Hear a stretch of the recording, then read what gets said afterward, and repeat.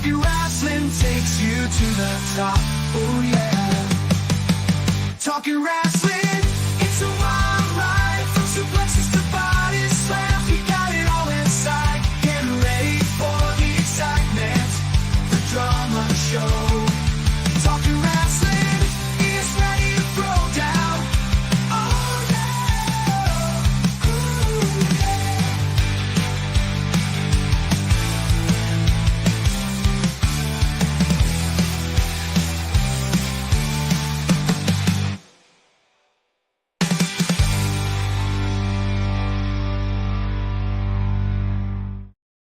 Hello and welcome to Talking Wrestling with Pondwater Dave. My name is Justin Davis, and as always, I'm joined by the First Lady of the Arn Anderson Fan Club, Miss Amy Vaughn, and of course, Pondwater Dave. And today we have a whole room of friends with us, Dave. Who is it? We're welcoming the group from RYSE Wrestling with Chris LeRusso. How's it going? The Meighan Nelson, who does the interviews. Hey. And our very special guest tonight is the newly crowned NWA Exodus champion. He's the first ever on May 11th. He became the NWA Exodus champion. Please welcome to the show, Pretty Boy Smooth. What's going on? Thank you for having me. Thank you for being here.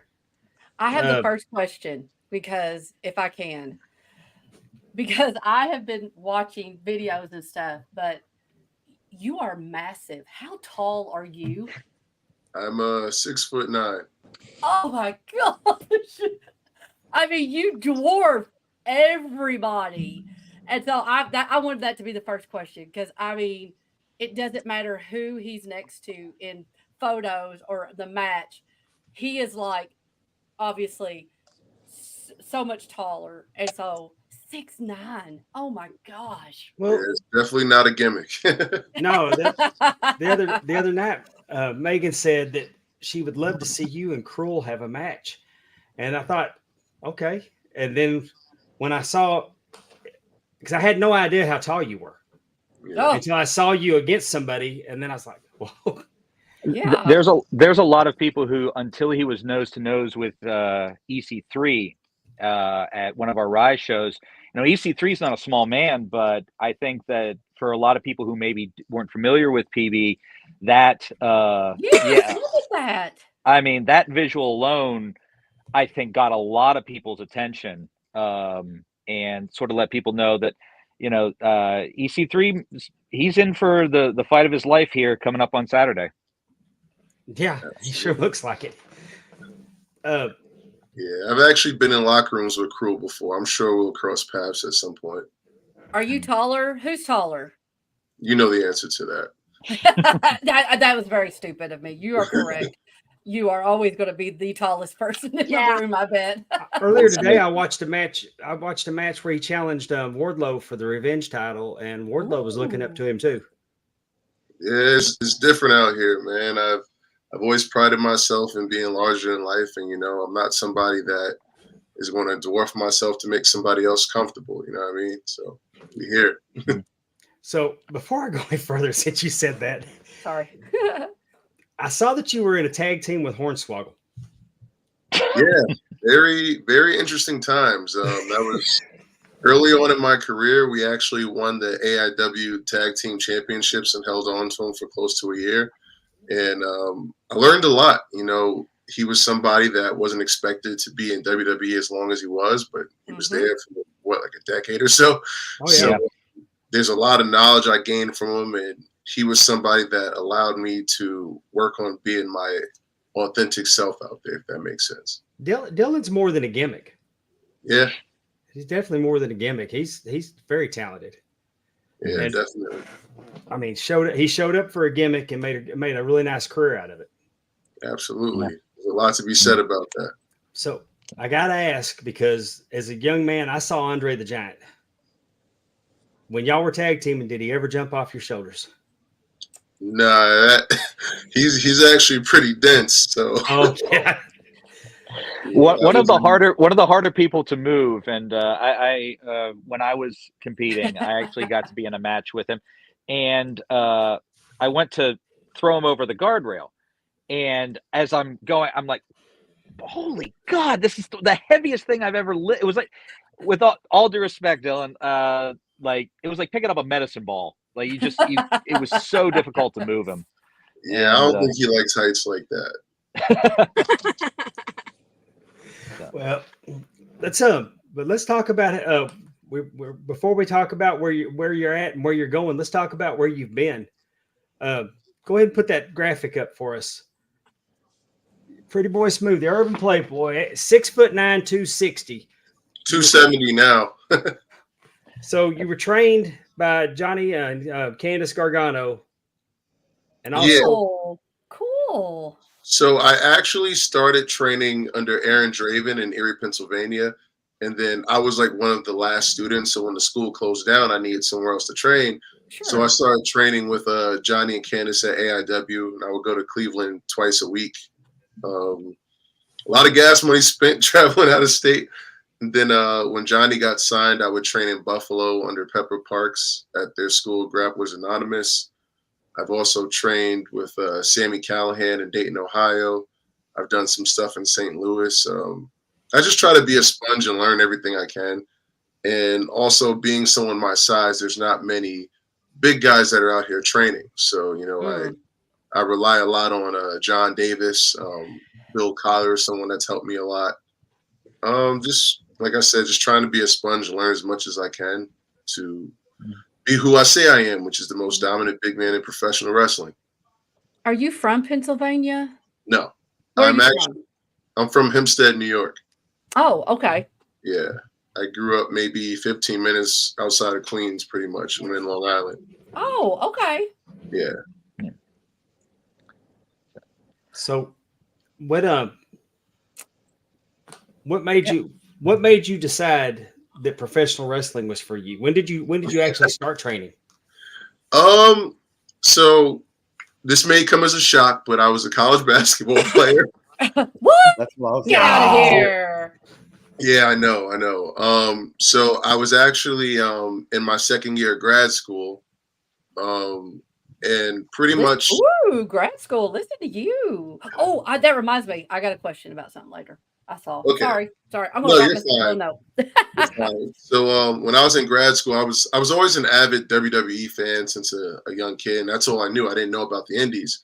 So a girl that worked with me at my job as a supervisor in the rec center, her best friend was dating a local wrestler by the name of John McChesney. So they started bringing me to local shows, and I kind of got talked in. They're like, "Hey, I think you'd be good for this. You have the athleticism, the size, this, that, and the third."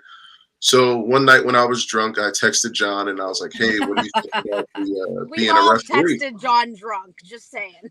I'm like, "What do you think about me being a referee?" And he's just like, "No, like you're way too big. You need to try out." So one thing led to another, and here we are.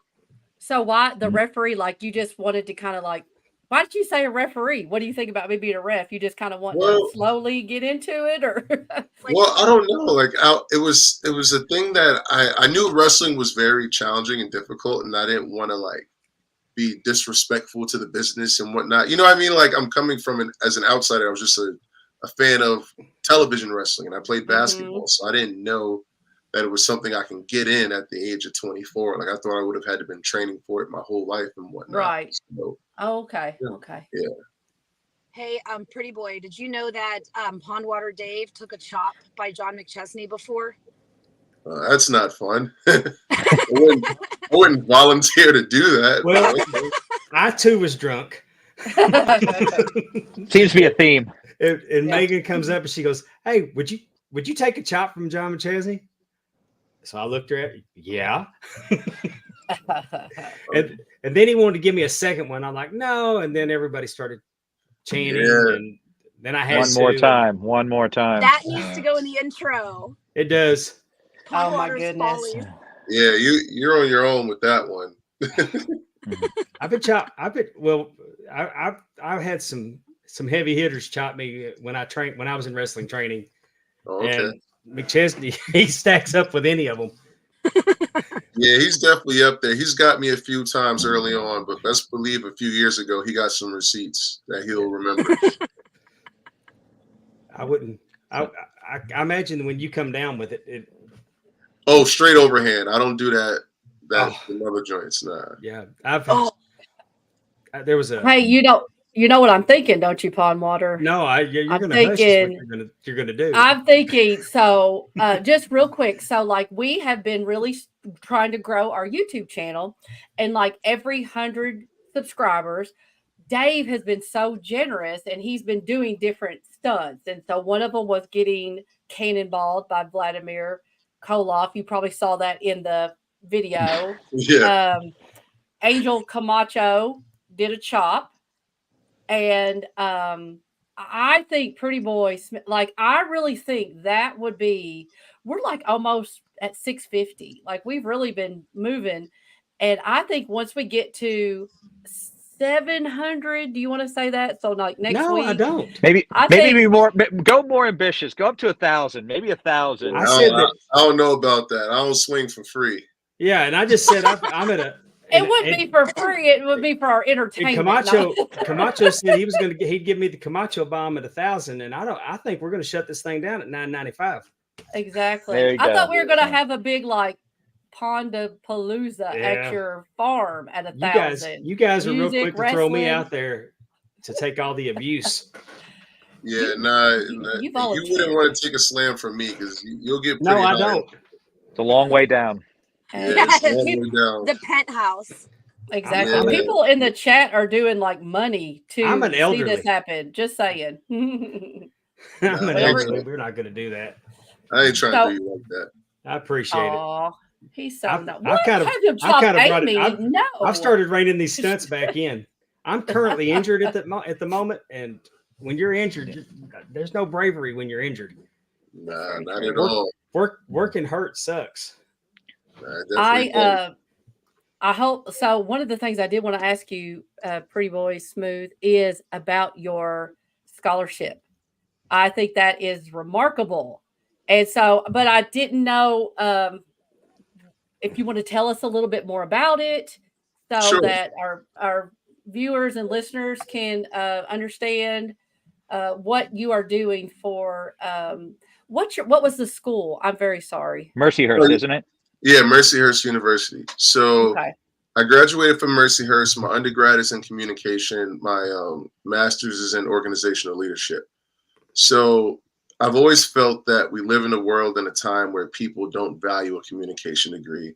And it's kind of crazy because we live in a world where miscommunication is the most prevalent thing ever. You know, like we don't have people that are good at journalism or reporting and interviewing and like things like that. And I feel like they're very important. So with that in mind, and also wanting to help diversify my school, I created the PB Provide Scholarship. And pretty much what it is, it's a one-time $1,000 reward to a student that's either already attending Mercyhurst or is getting recruited to go there to go in the communication department.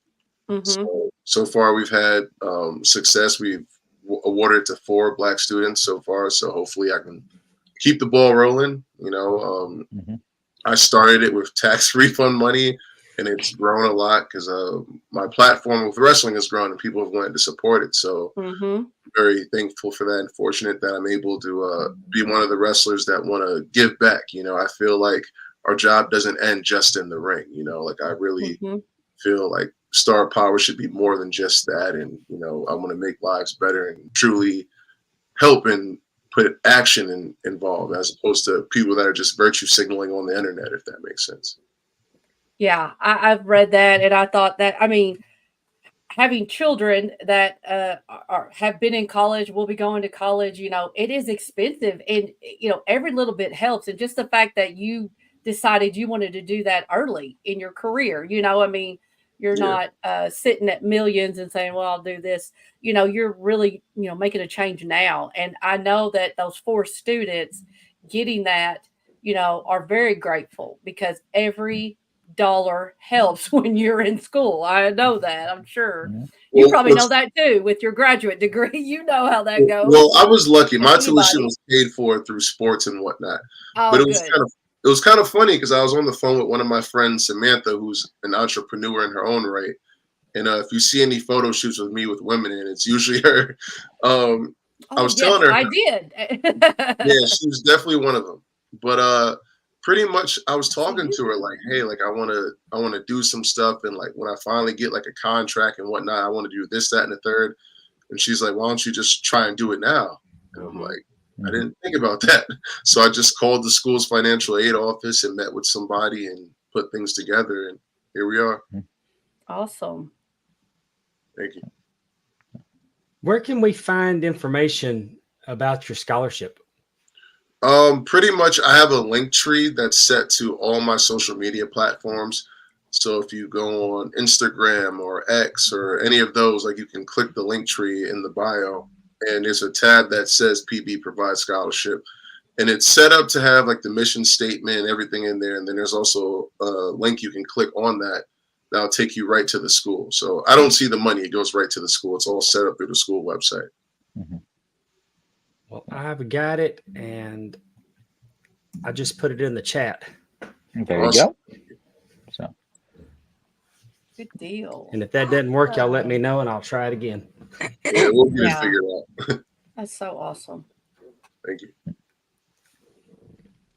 you know, one of the things I wanted to bring up real quick is that when I took over matchmaking and some booking responsibilities at RYSE, the first person I called was PB.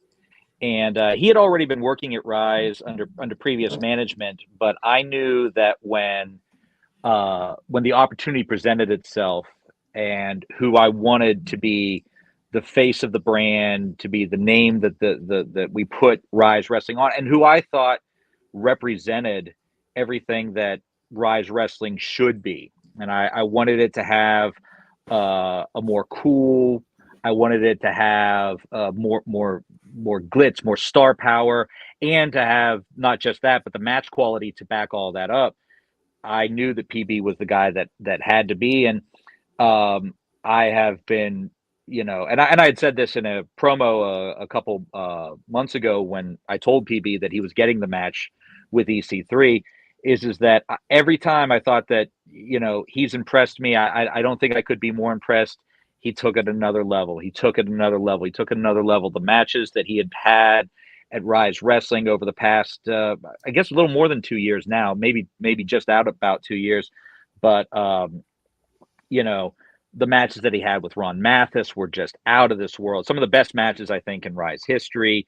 And everything leading up to this, to a shot at the NWA World Heavyweight title, he's more than earned it. And I think that for everyone who buys a ticket this Saturday in Uniontown, Pennsylvania, for anyone who checks out the results, I think that you'll see that, that 10 pounds of gold. I know that Exodus title looks real good on his shoulder. I think we could put another one on the other shoulder and balance it out. And, I can't say enough good things about this man as a wrestler, as a performer, and as as somebody who I think has been a great presence in the locker room. And I just can't say enough good things about BB Smooth. So I think it's an awesome deal. And I'm going to tell you what, I'm going to give EC3 his props. He's traveling champion. he is. He was just in Absolutely. Japan. He's truly a world champion. Yeah. I mean, He made an appearance at RYSE, successfully defended the title at RYSE against Ron Mathis. That was a hell of a match. Anytime Ron Mathis is given just a little bit of rope, it's going to be something completely different. But Ron and EC3 absolutely tore the house down. EC3 came away with the win, and we'll see what happens this Saturday. So. Yeah, we will. I don't know. Yeah, what do you have to say about this, pretty boy? I've been thinking about this a lot and like how we've got here. And I've always looked at my career and like surrounded it with this one quote that I heard, which was, "Fortune favors the bold." I've been in situations where like promoters didn't see a playboy being a monster or this, that, and the third, or telling me I don't fit the criteria of what they're looking for. And it's like, every time that's happened, I've proven them wrong. You know what I mean? I'm not even signed to NWA, and I have an NWA title on my shoulder right now. So it's like, I'm known for breaking down barriers and doing things that people don't think can happen. You know, and EC3, he's the second independent match I've ever seen in my life. Actually, I saw him wrestle John McChesney in Erie. There's a lot of history there, and I don't think he's faced anyone like me. You know, I knocked Ron Mathis out with one punch. Like that's the type of time I'm on. You know, like I'm confident. I'm really confident because I know the work I put in. You know, I'm up at the gym at 5 a.m. I'm studying film all the time. I've been traveling defending this in 4 different states, and I haven't had it like a full month yet. You know what I mean? So it's like everything he can do, I know I can do. And, you know, I was thinking, and because of that, I think I want to up the ante on this match a little bit. Oh, wait a minute. I think I want to put this on the line. Oh, I think I want to go title for title with EC3, winner take all. This Saturday.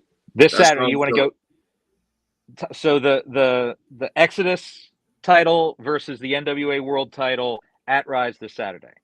The NWA Exodus Midwest Heavyweight Championship will be on the line. With Are you sure? Are you sure about? I mean, I'll make it. Listen, we can make that happen. We can absolutely make that happen. But you're confident? You want to do that? You tell me. Let's sign the contract before the show, Chris, in the middle of the ring.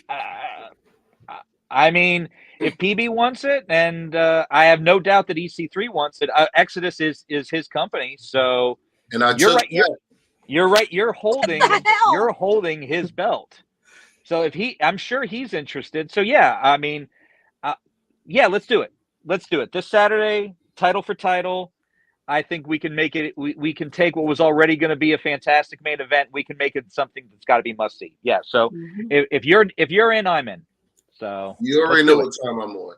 You ain't gotta ask me that. We got an exclusive on our show. Hey, I think I like you even more. Brandon's. I'll tell Brandon as soon as we're off this interview. But yeah, let's do it. Let's absolutely do it. This is so incredible. Here's a question: when was the last time the NWA title was won in Pittsburgh or Pennsylvania? Like, I'm curious about that. There was a pretty famous match. Oh God, you're putting me on the spot. But the title has changed hands in Pittsburgh before. I believe it was a 3-way dance. Shinya Hashimoto, God rest him, Steve Carino, and oh God, I can't remember who the third, but it was a 3-way dance, and I believe Hashimoto won the NWA World title in Pittsburgh. So it has happened, but world title switches in Pittsburgh are rare but not unheard of. And I don't think there's been one for any world title in about 10 years. So you may be watching some history if you come down to the Uniontown Mall this Saturday. So I don't know why our chat has not told us who all 3 people in that match was yet. I was really thinking Andrew would tell us, honestly. Man, I gotta go to a wedding this weekend. Hashimoto and Carino I know it was Hashimoto and Carino. So I know that those were 2 of the 3. Maybe Gary Albright. Was it Gary Albright? Sounds right, but don't. It could have been Albright. It could have been. Would Conway have been in the mix then? No, this would have been before Conway, but I think you're right. I think it was. We are the worst. Man, I think it was Albright. I mean, again, we'll do a fact check after the show, but yeah. Right. Andrew, are you not going to tell us who it is? I know you know. I'm reading the chat for other reasons. Chase You Dad had something awesome to say about PB. PB smooth as the man, badass and a gentleman. Doesn't get any better than that. That was awesome. I'd agree. Not going to be a gentleman when that bell rings. I'm telling you that right now. Well, now belt for belt, you better not. You better go in there with some. I mean, I know you will. Well, go in there with some intensity, because now it's not just you winning his belt; it's him winning your belt too. So you're definitely against the wall. I can assure you that ain't gonna happen. Right. I'm very upset that my cousin is getting married this weekend. I like it. I cannot be there. Yeah. He's sitting there telling you his belt's just as important to him as EC3's belt is to him. You put on his shoes just like I put on my shoes. Oh man. Except mine are in size 16. Let's talk about the NWA title though, because you mentioned that your fandom was WWE. So are you So here's the how lineage of the NWA title? I mean, I'm 58 years old, so I get real weepy for the Funks and the Briscoes and Dusty Rhodes and Harley Race and Ric Flair. I mean, that's the lineage of that belt is incredible. Yeah. So this is what I'll say. I won't sit here and act like I'm a wrestling encyclopedia because I'm not. I was born in 91 and I only knew about WWE. However, what I will say is when I went to the NWA Sam Hain pay-per-view, which was, what was that, last November, Chris? October was a Halloween weekend. At it was right after my birthday, yeah. So pretty much when I watched NWA, I felt like I belonged there because my love for wrestling came from the storytelling and the styles clash. I feel like there's a lot of wrestlers in today's generation that all want to do the same style, that all want to do the same moves and dress the same and this, that, and the third. But that's not exciting to me. I like knowing that, oh, I'm going to have this big bruiser versus this cruiserweight, or I'm going to have this old school style versus this technician. You know, like I feel like NWA has a good base of different types of talents. And I like that old school traditional storytelling vibe around wrestling. Like I like the emotional connection that I get from watching things like that. And Billy Corgan has told me himself that he values big men. And we're almost like a dying breed. And with me being a legit 6'9" bona fide big man, I feel like I would fit perfect in there. So When you were what better way to show up at NWA with two titles on? That's we very true. had a question in the chat from Drew Reviews, which is, what are some of your signature moves, PB? And I was just going to couple that with a question that I had was, watching you work, you don't, work like a typical big man. You do a lot of stuff that, maybe some guys that are smaller than you would usually do, not someone that's 6'9". So how did you kind of evolve with your move set as you went along? Well, I wouldn't necessarily say I wrestle like I'm smaller. I'm just more athletic. That's what I mean. Yeah, you do more athletic moves than most big men do. Yeah. Yeah, so it's like I have a basketball background, right? I played Division I and Division II. So when I train, I do train strength and power, but I also train for agility and athleticism. Like I do a lot of jump rope. I do a lot of box jumps because I want serious height on my leg drop so I can crack your neck when I come down. You know what I mean? I've done martial arts at a young age. So like I pull from different things in that aspect. Right now, my go-tos are a knockout punch I like to call the Hoss Cross because that's literally what it is. And something called the Penthouse Blue that LeRusso knows about. He's actually fell victim to that before. It's a long way down. Yeah, it's my version of a Blue Thunder Bomb, but I don't go down with you. I don't need to. And you've taken that, Chris? Is that what that's what he said? It takes about 2 seconds to hit the ground. And it doesn't. 2 seconds doesn't seem like a long time until you fall for 2 seconds, and then it seems like a much longer time than you realize. And one of the things I also wanted to comment about PB that I remember that when at certain points I had heard other promoters and other people, they would talk about how they wish that PB was more of a stereotypical or prototypical, big monster. And, one of the things that we discussed, especially early on in bringing him into RYSE, is that I wanted him, I didn't think that the big, lumbering, silent assassin, that wasn't him. We've had a chance to hang out. We got a chance to know each other, through the independents and working in Erie and going out to Big Bar once in a while.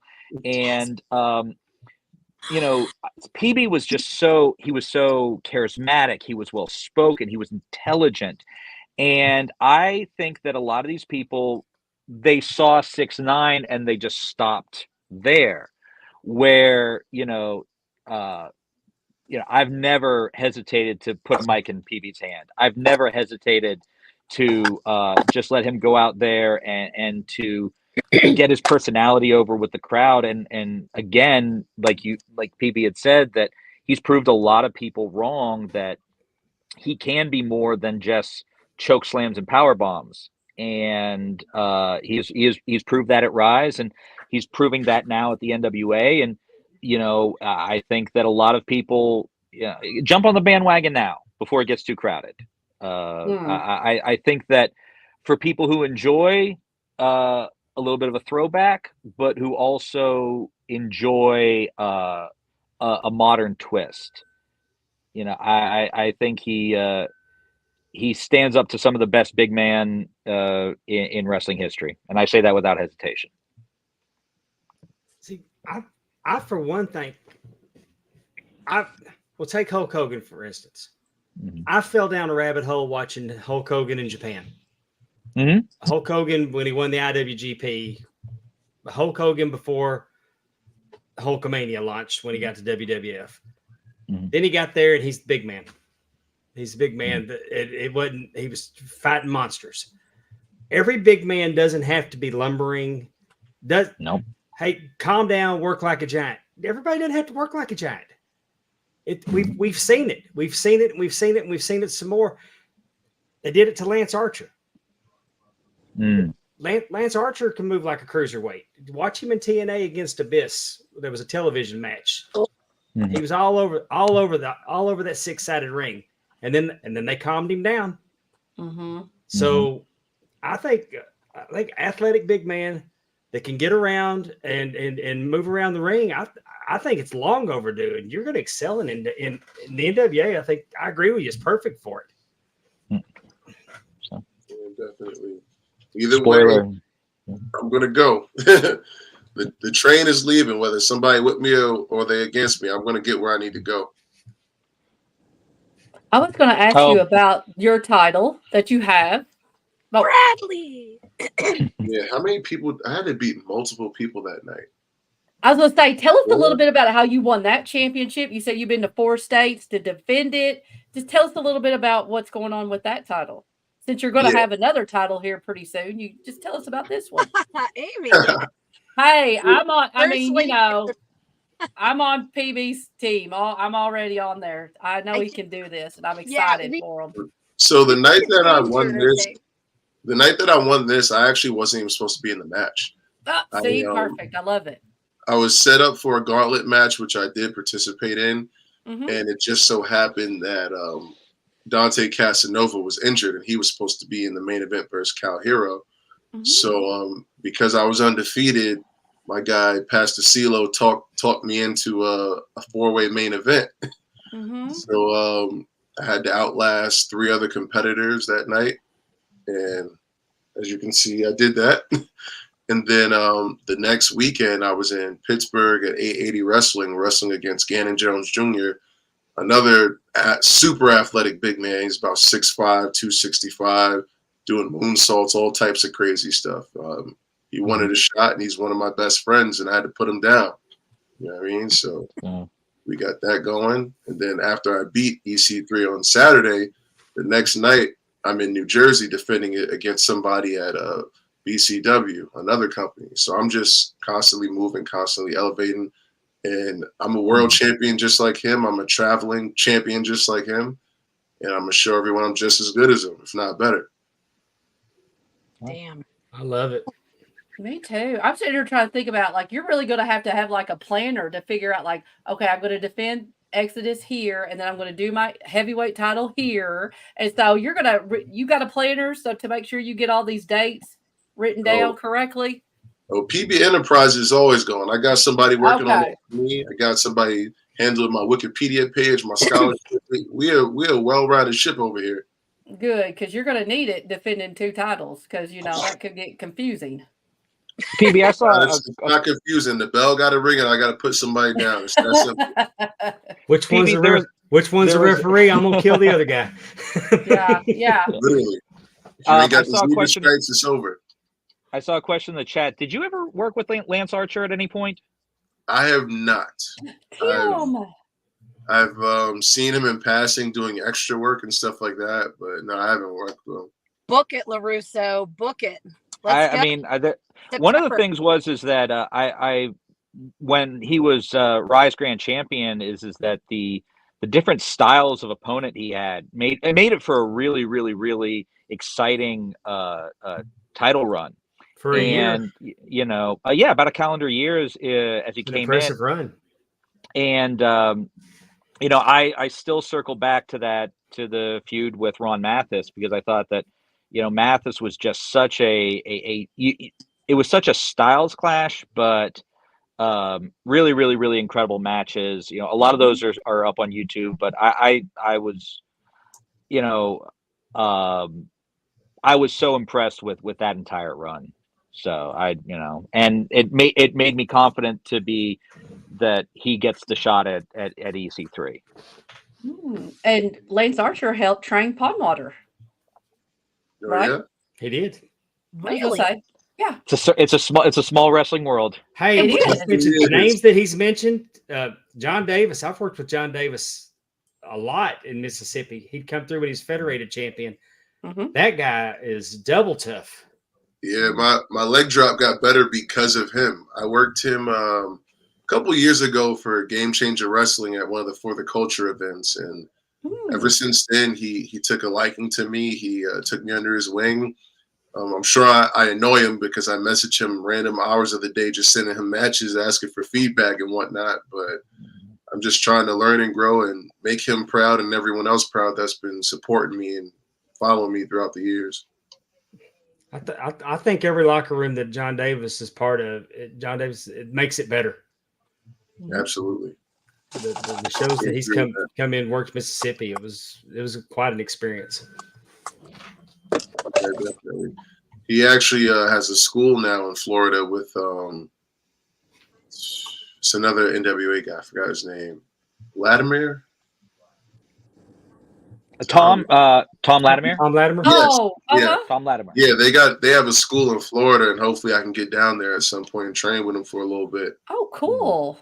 Yeah, Hatchet Pro Wrestling, I believe it is. Hatchet Pro Wrestling.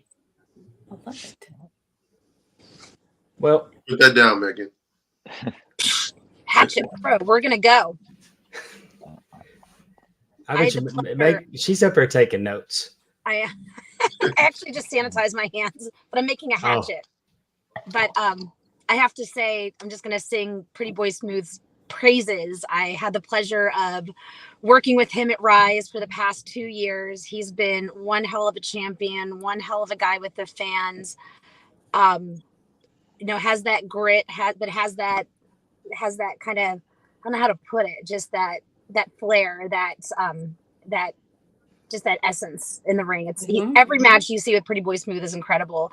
And Megan, are you blushing? Yeah, all the time. Well, you know, I had to feed Pretty Boy Smooth grapes. I saw that picture. Oh, yes. Just so we know. I saw that. The only guy that made me a ballet is Pretty Boy Smooth. I was a part of Pretty Boy Enterprises for one evening. That was a great time. That was a great time. Yeah, we fed you grapes and wine, and we had a great time. And CeeLo just kept getting in the way. Yeah, you know, I can't really explain that one, but he's a cool dude. He's a I little noticed it. cat. I noticed that when you want to put that belt up, that he tries to talk you out of it. Yeah, because he's like, yo, we just got it, you know, make them earn it or whatever. But I'm a fighting champion, you know what I mean? I don't feel right. Like if somebody challenges me and I don't step to the plate, like I'm not some little dude. Like you getting in the ring with a real dog. So, you know, better be ready to bark and bite. You know what I mean? Well, with the announcement of title versus title, that's I'm awesome. like, what you can't say it any louder than that. No. Yeah. Most people don't challenge. Most people don't challenge the world heavyweight champion with their belt. Most people ain't me. There you go. It's the New York. Billy Corgan's gonna have to fly out to Pittsburgh now. I don't even think he's in the country. I think we've looked, and Mr. Corrigan, I believe, is the Smashing Pumpkins on tour right now? He was just with Green Day like on Saturday. Okay, all right. So he out here living his best life. No, the show is not currently live streaming. However, we will be putting out on our Thursday Throwdown, which is on RYSE's YouTube channel. We put out matches every Thursday. Meighan is the host of that. She does a fantastic job of being the host of Thursday Throwdown. And we are looking. I don't want to tip my hand too much, but we're, RYSE has some meetings coming up over the next few weeks, and including a meeting tomorrow that could. I won't say too much, but I'll say that I think the future of RYSE is going to be very, very bright going into the midsummer and then up through the fall. I'm very excited as to what future holds, and I'm very excited to have PV be a part of it, to have EC3 be a part of it, the NWA.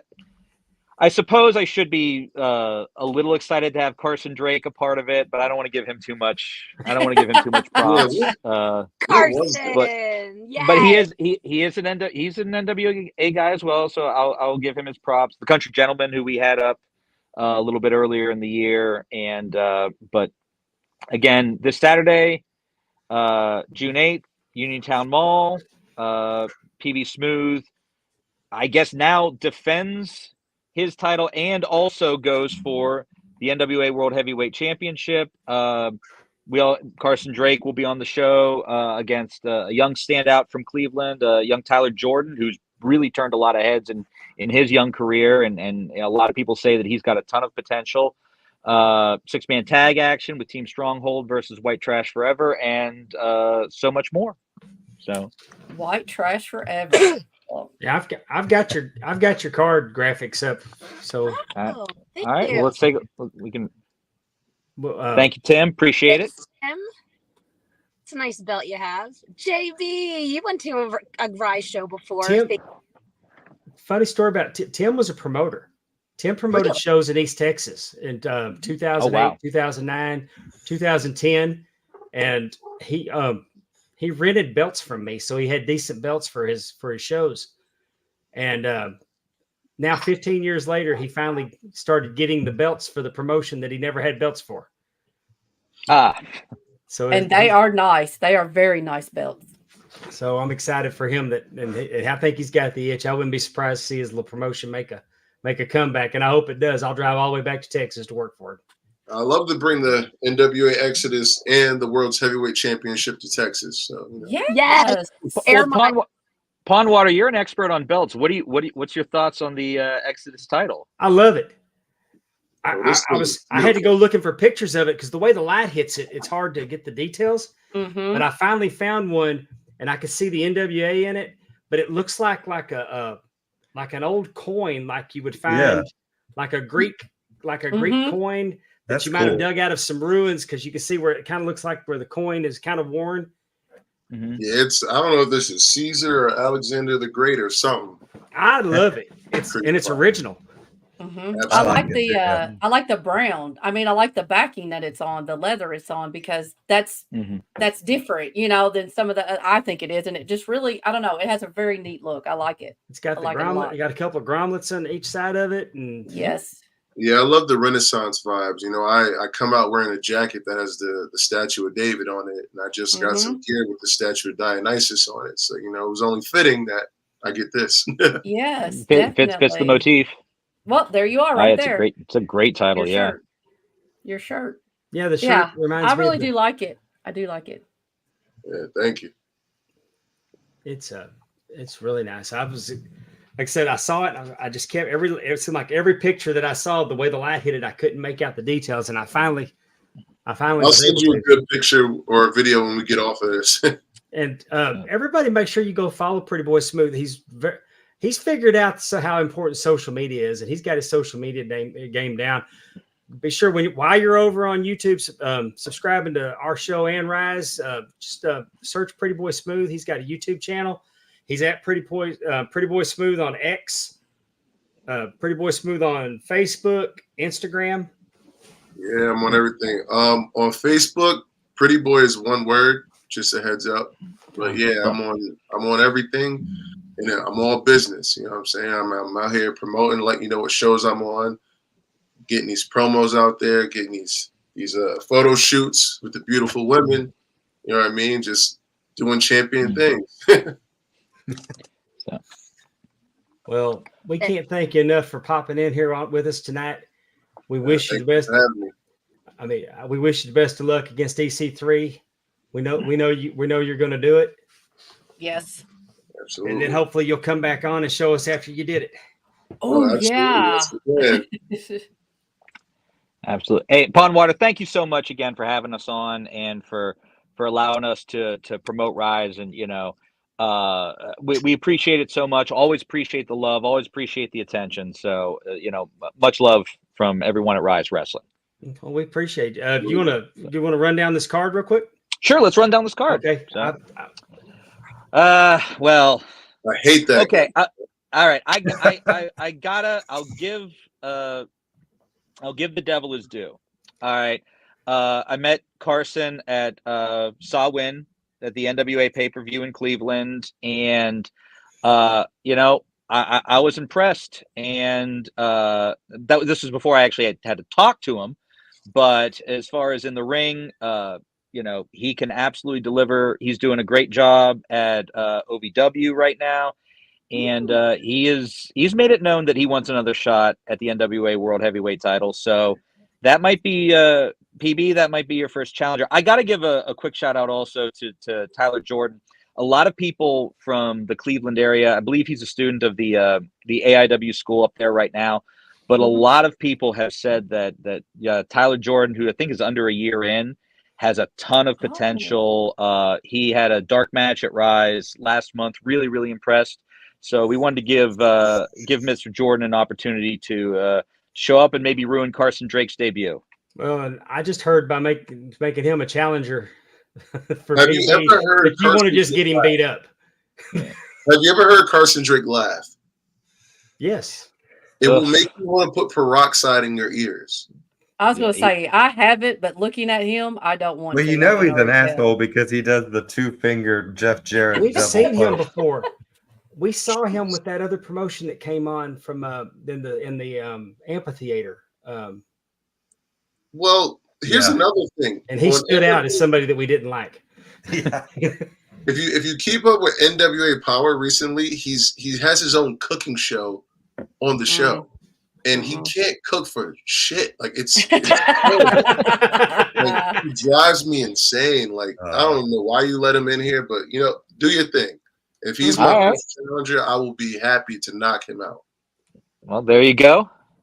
So Glenn Spector. Glenn's got a real fascinating story.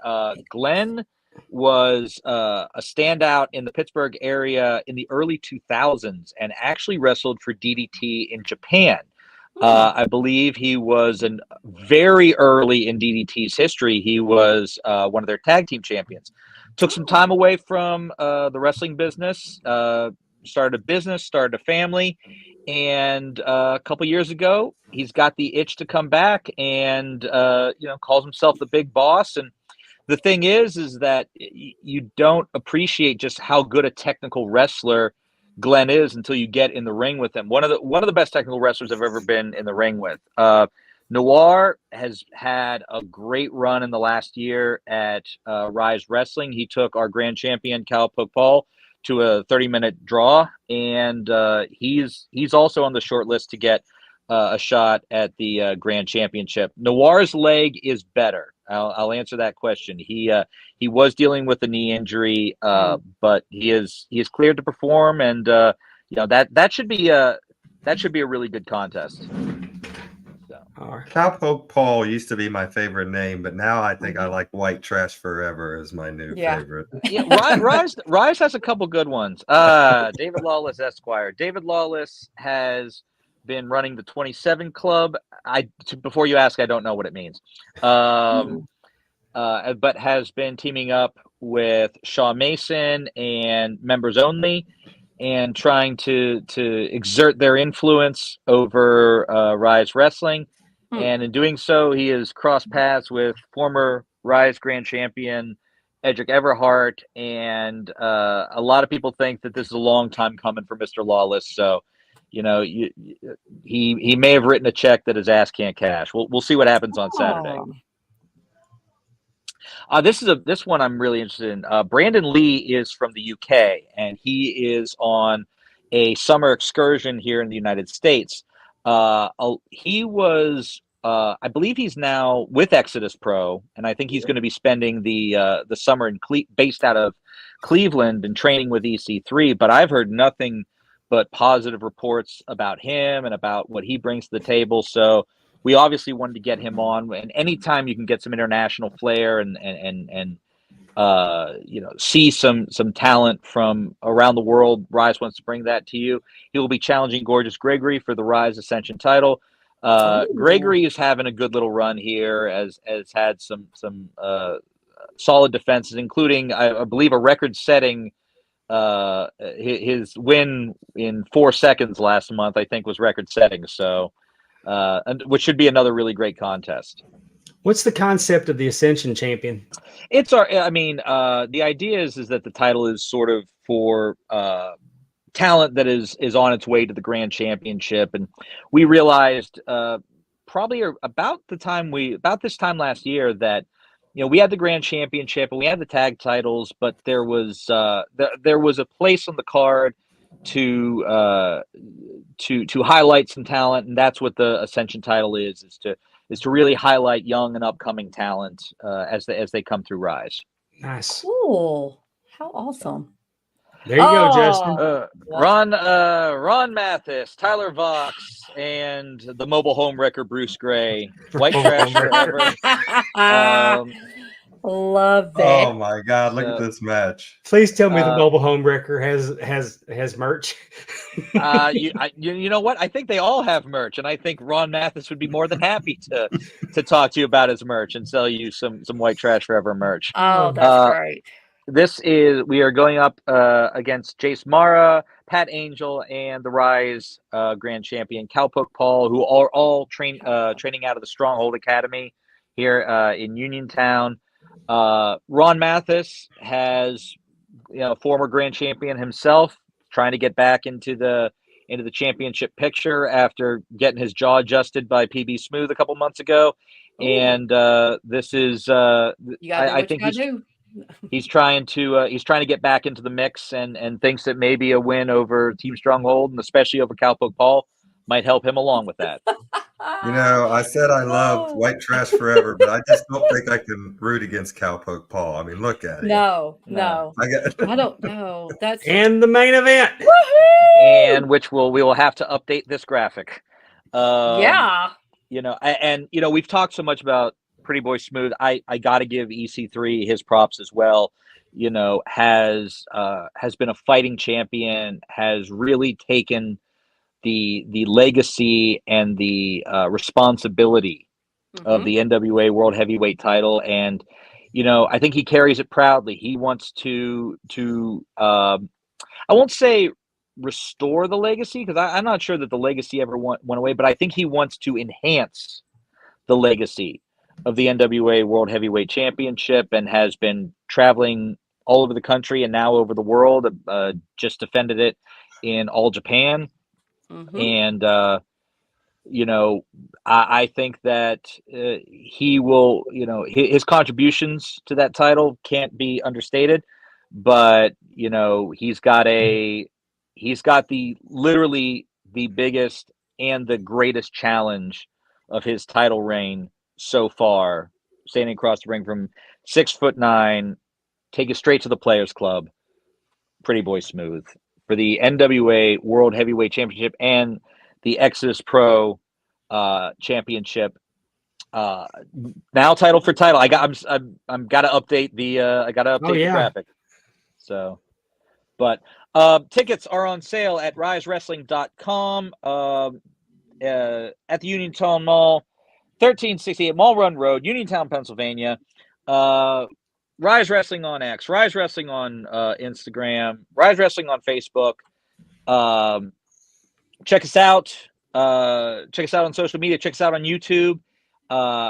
And I guarantee you that whether you're from the Pittsburgh area or if you make the trip in, you will not leave disappointed. I'm very proud of what RYSE Wrestling and what that locker room has done and has done for the brand, and it's just going to get bigger and better from here. I hope that one day we can get up there and experience it for ourselves. Please, please, please do. Let me know. I've never been to Pittsburgh. I think you'll enjoy it. It's a fun town. So, and you Pondwater, you let us know. We'll have the tickets at the door for you. Heck, I want to bring my referee shirt. Get your meniscus cleared first. Then we'll talk. All right. True. I need a doctor's note first. He sees a lawsuit in your ass, Dave. Stay away right now. I'll just referee like old Bronco Lubitch used to. I'll just tap my foot. With go to one knee. Yeah. Hold the rope and. We have a question from the chat. Are you all on TikTok? I do not know. That is a good question. I'm pretty sure there is a RYSE TikTok. It may be somewhat neglected.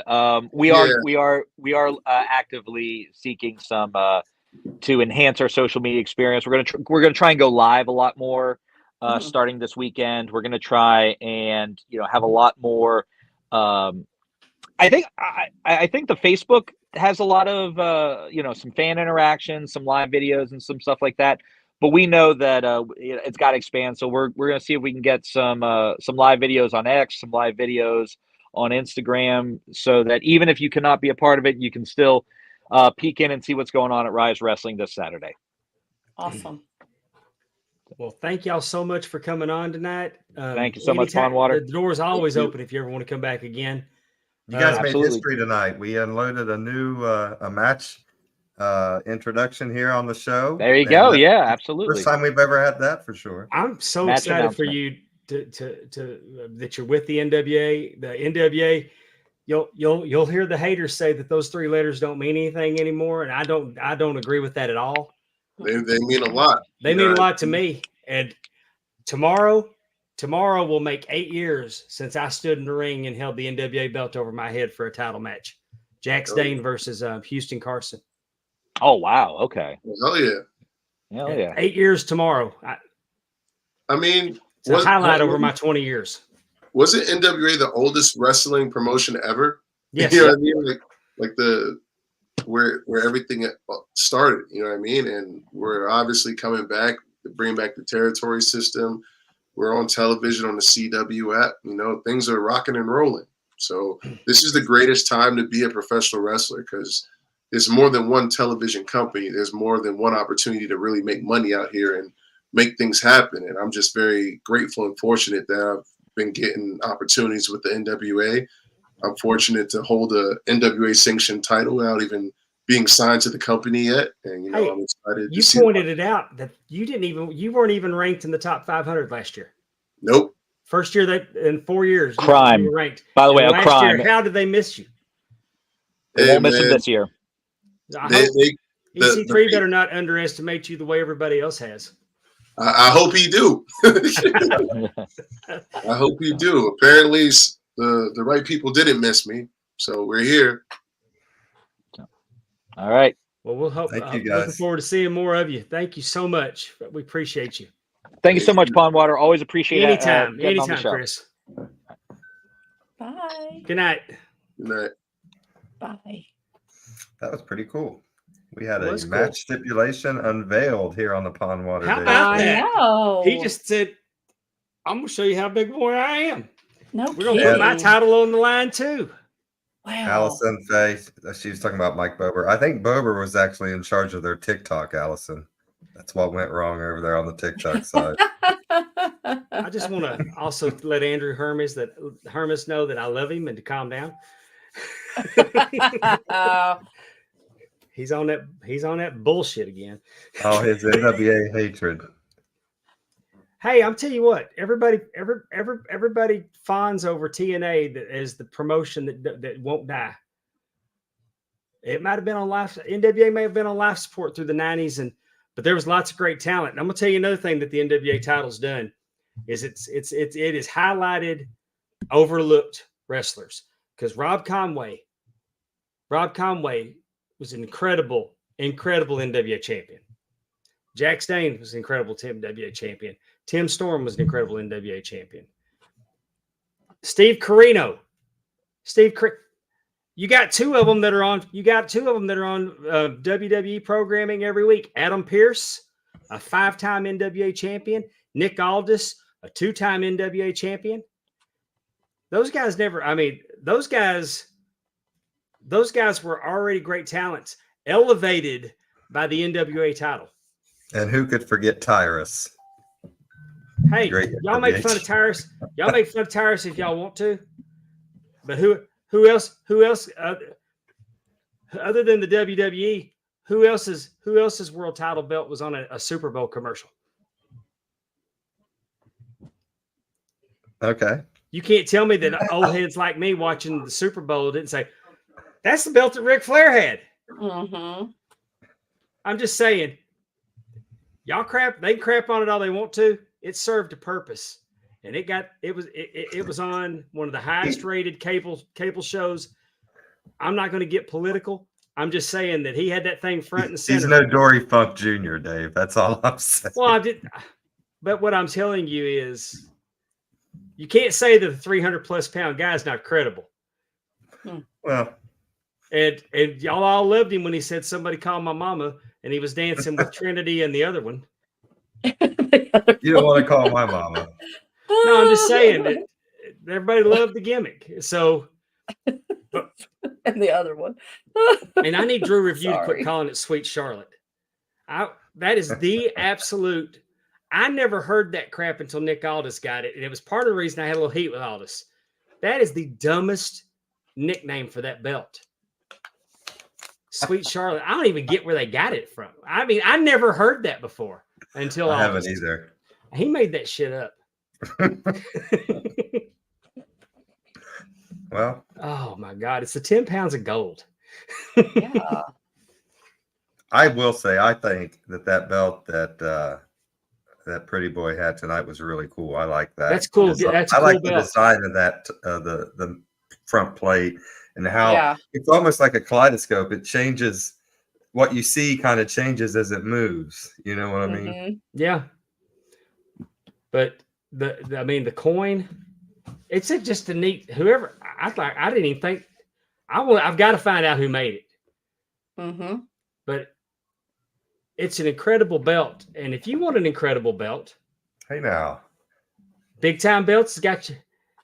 Big Time Belts is your hookup. Holler if you hear me. Big Time Hello. Belts on Facebook. Look them up.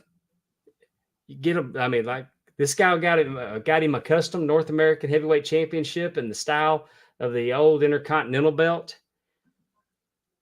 We had a fellow that decided that he didn't want a Texas brass knuckles belt, so put Louisiana on it. Mhm. Big Time Belts got him. Here's an interesting belt. HC. I don't have my glasses on. I can't read those letters. They came to Big Time Belts. This I one, like that one. this is a contender. This is a top 3 belt for me right now that Big Time Belts has made. That's nice. The Arkansas Wrestling Association, they don't use toys and put stickers on them and send their belt to the ring. I'm telling you, this Arkansas Wrestling Association Open Weight Championship is bad to the bone, and I'm not teasing. Andrew has a question, and I think it's a good question. What happened to the stripper music that used to play in the background of the commercial? I quit making videos and just started doing a PDF. Hey, did you see what Tim put? You knew it was going to happen. He commissioned the tag He did belt. commission a tag today, and he showed me, because I immediately said, "Okay, what's the style?" And he showed me, and we're not going to spoil it on here, but he married 2 different belts together to come up with 2 different styles of belts to come up with this tag belt. And I'm even more excited if he goes through the idea that he has for a women's championship. So Awesome. yeah, Can't wait to see it, Tim. I can't either, and I've got my fingers crossed for you that your wife don't start tripping, because then I got to feel guilty about it. Well, I put them on the last week, and I got shamed endlessly about it. So I put them on something, and anyway, I think he called it Sweet Charlotte because it became exclusive to the Crockett Promotions in the glory days. They never called it that. I'm pretty certain you could see where Nick would come up with. You know what I mean? I could kind of see where if they aren't all. we're gonna start. They're not all winners. They're not all winners. Calling the Winged Eagle the Nifty New York. Hey, hey! I'll tell you what. I've got a story about the Winged Eagle. I was in Tampa, Florida, late January 2005, Wrestle Reunion, and at this show, Reggie Parks was there, and he had a table with lots of belts on it, and him and Dave Milliken and Rico Mann and Ed Schumann, and we all hung out at the belt. The belt guys were hanging out at the belt table, and Kevin Nash was there on the last day, and Kevin Nash came up and he was talking to Reggie, and he was holding a Winged Eagle and looking at it, and he was telling him how they didn't like it was dangerous to use it for belt shots because that bar on it would cut them if you weren't careful. Yeah. So he showed how you put his hands over it to do a belt shot to keep from slicing somebody. They called the belt the dime because they thought the main plate was a dime. It reminded them of a dime. So that was really, that's what the boys called it, was the dime, long before it was a Winged Eagle. Oh, interesting. I thought it was pretty neat. But back to big time belts, they can make you a dime. I want to know why eagles don't have wings. Why is it the Winged Eagle? Don't all eagles have wings? Hey, because they're spread out. I think that's why. Okay. It's more, what's funny is the belt collecting hobby is responsible for the names of these belts. Oh, yeah. They are. They're just because the belt groups over the years, they started out in Yahoo groups and then went on to a website, and long before that, everybody had them on their social, since they blew up on Facebook. Yeah. But it would just a belt would come out and you'd come out with a nickname for it. Big Eagle. Winged Eagle. Winged Eagle. My friend Russ got a belt that was like a hybrid Big Eagle. It was like a Winged Eagle and a Big Eagle together. But because Russ Miller owned it, we just called it the bitch belt.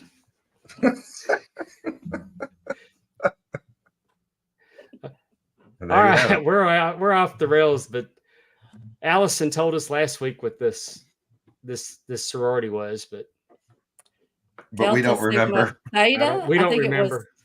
Theta. It was Theta, I think is what she said. All right. Thank you for that. Dave, so if you have a fraternity, we can get a fraternity belt, I or pie. The working with children. The Russell L. Chew Hair Guru King. The Hair Guru King. The Hair Guru King went to big time belts. Like I said, you can't be a king without a belt. Man, I love this with the barber's chairs on it and the color of the leather. Summit Wrestling Association went to big time belts for their crown championship. The USW Tag Team Wrestling Champions. How is that? That is with the snake skin on the back, the red, white, and blue. Oh, there's Tim's belt. We've kissed Tim's ass enough tonight. But I'm not going to take the. I am going to take the opportunity that I do love this junior heavyweight belt though a lot, a lot. If Tim keeps buying all these belts and it all goes south for him, call me about this one. I might buy it from you, Tim. Big time belts, Facebook.com. High quality, low prices. Get you one today. Thank you for sponsoring our show. What are we doing now? Trivia? Well, next week we're gonna go back to the video because the wheels have come off the PDF presentation. I like. Oh, I'm gonna tell you why. No, the reason I took the music off of it legit was that I quit paying for that music service, and then YouTube was restricting the videos. What the heck? What kind of music can you find? It's like straight generic that they'll leave you alone. Well, I paid. I mean, it was there's a website that you can get music from.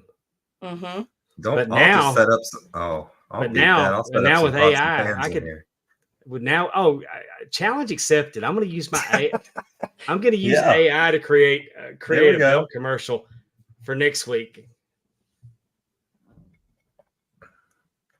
Yep. I hated that belt, me personally, Drew. The question is for you guys listening: after Ric Flair took the big gold to WWE, what did you think of the WCW belt from '91 to '94? No one talks about it, but Drew liked it. Well, I didn't. Dave, what do you think? I like it better now than I did at the time. And we're talking about the one that Vader and Ron Simmons Vader and Ron had. Simmons. I think it's a pretty neat belt. I thought the same thing. The same reason I didn't really care for the WCW. We call that the WCW '92, by the way.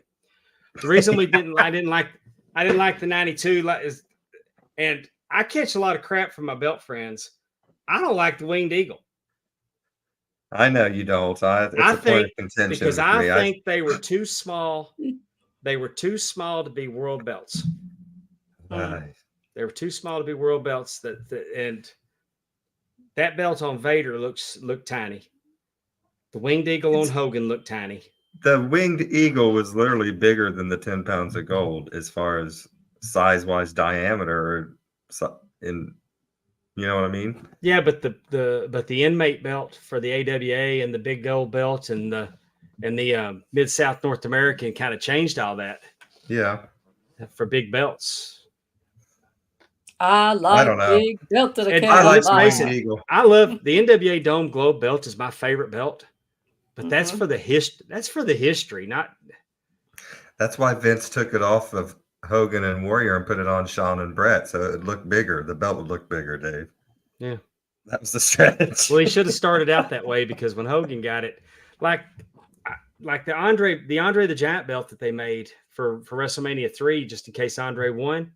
Yeah. That was a great belt.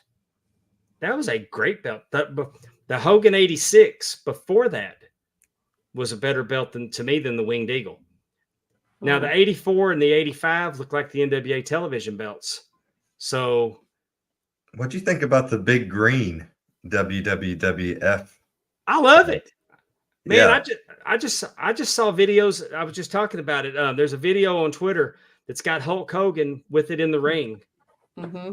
And you don't get to see very good pictures of that belt very often. Did I use the right terminology? Is that what you guys call it? It is the big green. And then they showed him, they cut and they showed him coming out with the original IWGP. And he won that tournament by count out. Antonio Inoki got counted out in the tournament finals. Inoki wouldn't take the pin. And I guess the Mid-South one was huge. That thing was gigantic. I watched a match with Terry Taylor defending that title against Kamala. I've got a DVD of a house show from the Superdome. And Terry Taylor, I mean, it was huge on Terry Taylor.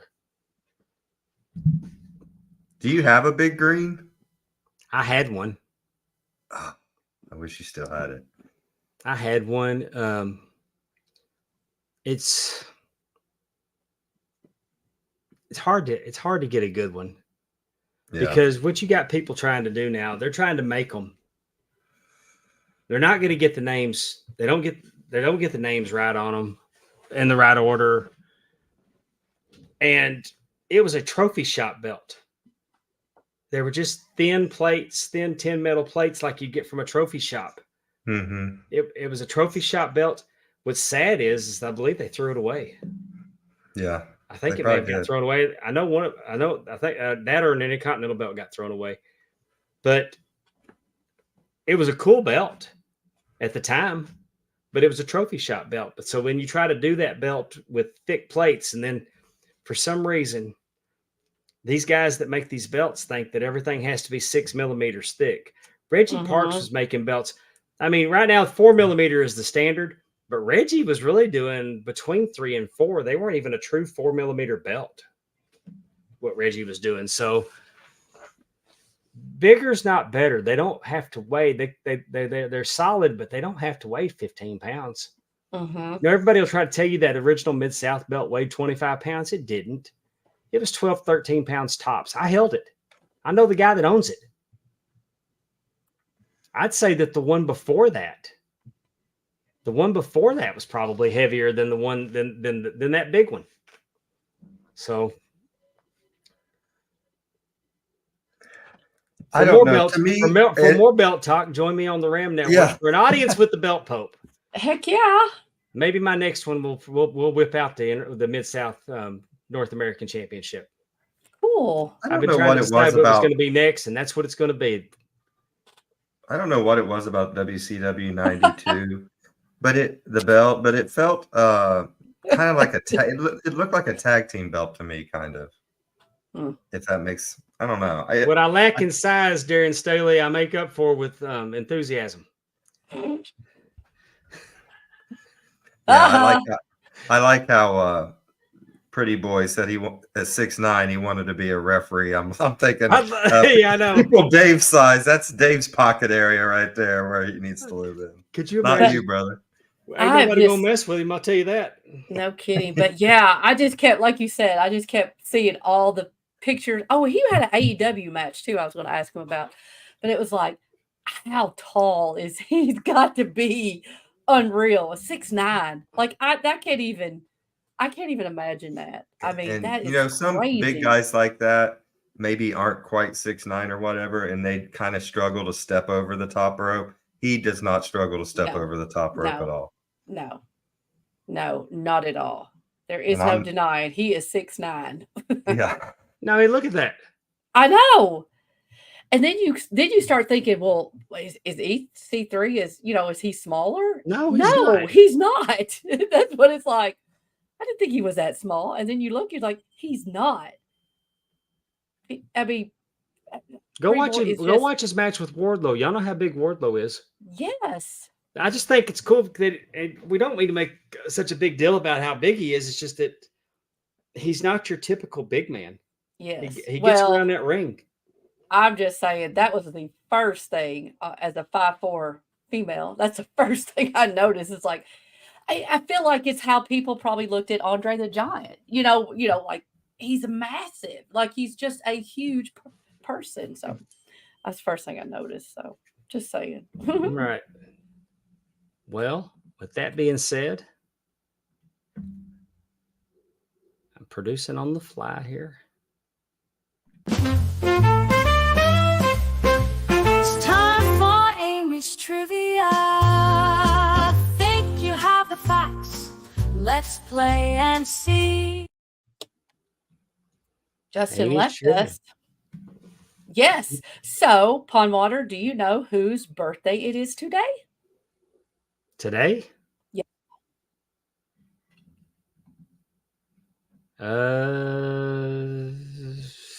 I do not. All right, Justin, you ready? Yep. I feel like I should. Today is Justin. Do you know whose birthday is today? No. It is Gorilla Monsoon's birthday. Oh, how do you know? One of my favorites. Exactly. He was born June 4th. Hang on. Hold that thought. Okay. Oh.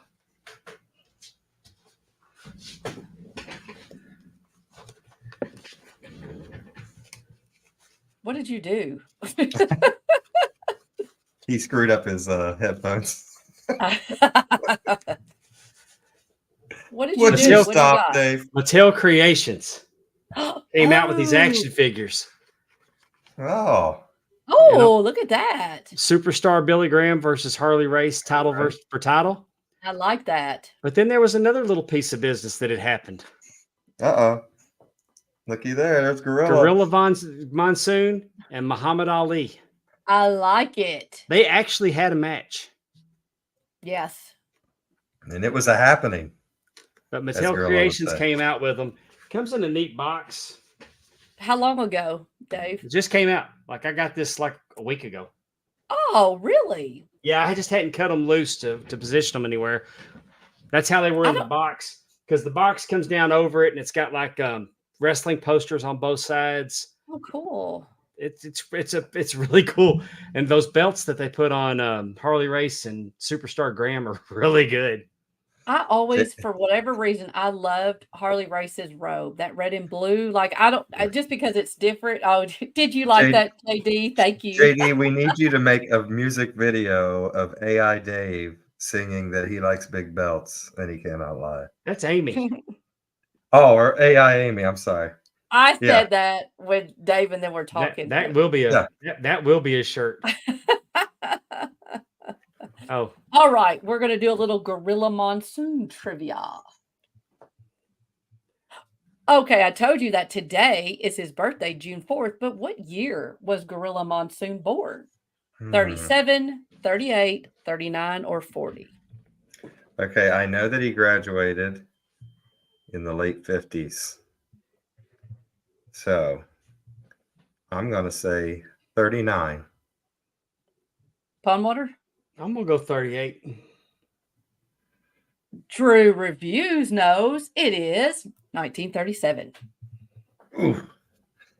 Yep. So, yeah, he would have been about 1955. He graduated high school then, right? Yeah. So the answer is A. Yep. Let's shout out the chat. Oh, yes, yes. Heather Definitely. Whitley, T Weave, Drew Review. Efren is here, host of the game event. Efren's big JD name Hoop, is, of course, is here. The great JD Hoop. If y'all Darren like Staley says our Big theme Gold. song, That's why Efren's nickname is Big Gold. That's his belt name. We had Coach Kim, Keith was in there Andrew, earlier. Coach Keith, Willie Buck was Austin here. JB Games. Yep. Hope JB's recovering from his surgery well. I'm so glad he finally got to have it. Bless your heart. Yeah. Must be nice. Me and my torn meniscus have been together for 3 weeks. I'm no closer than I was. Oh, that's terrible. It is terrible. If Sedgwick was a grocery store, they would be Dollar General. What is that? What is Sedgwick? I don't even know what that is. Sedgwick is who handles your workers' comp claims. Remember, we talked about this last week, Amy, and we didn't know what it was then either. I didn't remember the name. All right, next question. So if you have to deal with Sedgwick, just lie and say you didn't do it at work and you did it at home and use your own insurance and get yourself healthy. Just get gangrene and lose your leg, you'll be better off. What college? I got a trivia question. University? How many shits does Sedgwick give about my knee? 0. There you go. 1. You win. Fill in the blank. That was a fill in the blank. Go ahead. What college or university did Gorilla attend? Was it Fordham, Hofstra, Syracuse, or Ithaca? I want to say it was Syracuse. Why do I think I heard Monsoon say reference Syracuse? I think it's Ithaca. All right, let's see. What is the answer? It is Boom, Ithaca. baby. Very good. Very good. Well, I'm consistent. Next question. Where was Gorilla Monsoon built from? Oh. Was it? Everyone wants to remind everyone to always take D. Where was he built from? Was it Manchuria, Mongolia, the Himalayas, or the Tibetan Plateau? The Tibetan Plateau seems very specific. It's not just the Himalayas. We're going to the Tibetan Plateau. You know, Amy didn't make that shit up. I know. That's what I'm thinking. So even though my first thought was Manchuria, I'm going to stay there. I'm going to stay A. Pondwater? I don't think he was. I'll go. I would have remembered hearing Tibetan Plateau. It was Manchuria. You both are correct. It is Manchuria. I know my gorillas. There is in just to let everybody know, in Asia there is a Tibetan plateau. I didn't make it up, but I made it up for this question, just so we know. My favorite great ape would have to be the orangutan. Just saying. I saw one driving a golf cart the other day. He was using the brakes, checking he was checking the rear view and everything. He knew what he was up to. Those things are smart. Funny. Next question. Bless. How many times did Gorilla Monsoon win the United States Tag Team Championship? Did he win it no times, 1 time, 2 times, or 4 times? The tag team, it was, I know he won it for sure. I'm going to go twice. Dave? WWF United States Tag Team Championships. WWF. I think I left out a W. I'm sorry. No, WWF. I'm going to say 2. You are all correct. It is 2. Boys, don't let me get hot. I got 3 in a row. They call that a winning streak. That's a don't call it a comeback for me. All right. Next question. What year did Gorilla Monsoon become an announcer for the WWF?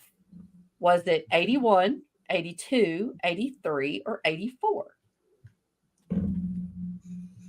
Oh, an announcer. I mean, he started doing stuff in like Poughkeepsie and stuff, those side shows that they would do. And like, I want to say it was 82. I'm going to say it was 83 because I got cable and I saw him wrestling Madison Square Garden shows.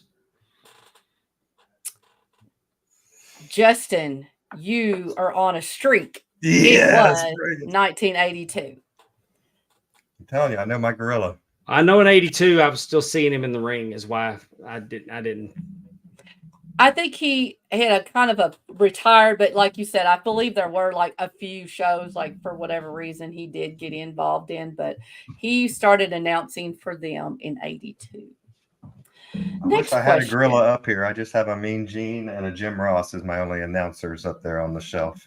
I was going to say, I need a gorilla. I have the Mean Gene and Josh Sharnoff. I said announcers, Amy. Go ahead. Well, he was at one time. Anyway. How many times did the Wrestling Observer rank Gorilla the worst television announcer?